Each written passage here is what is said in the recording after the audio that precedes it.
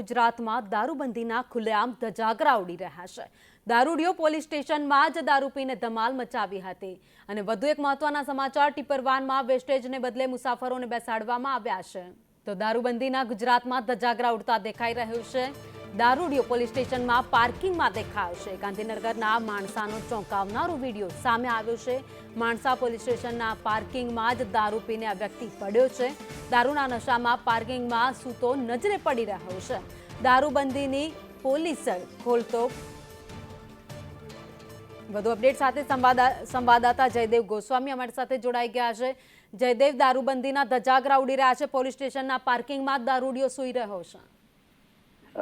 જી ભાવિની, સવારે વહેલી સવારથી દારૂડિયો દારૂ પીલી હાલતમાં પાર્કિંગમાં સૂતેલો જોવા મળ્યો હતો અને અભદ્ર એની વાણીથી લોકોને પરેશાન કરી રહ્યો હતો, પરંતુ પોલીસ સ્ટેશનની સામે જ દારૂડિયો પડ્યો હોવા છતાં પોલીસે એની ઉપર કોઈ પણ પ્રકારની કાર્યવાહી નથી કરી અને માણસાની અંદર જે દેશી દારૂ છે ખૂબ જ પ્રમાણમાં વેચાઈ રહ્યો છે। ઘણી બધી જગ્યાએ દારૂ વેચાણ થઈ રહ્યું છે, પરંતુ પોલીસ દ્વારા નક્કર કોઈ કાર્યવાહી કરવામાં નથી આવતી। એને હિસાબે જ પોલીસ સ્ટેશનની આગળ જે દારૂ પીધેલી હાલતમાં જે એક વૃદ્ધ છે એ અત્યારે પણ પડેલો જોવા મળી રહ્યો છે।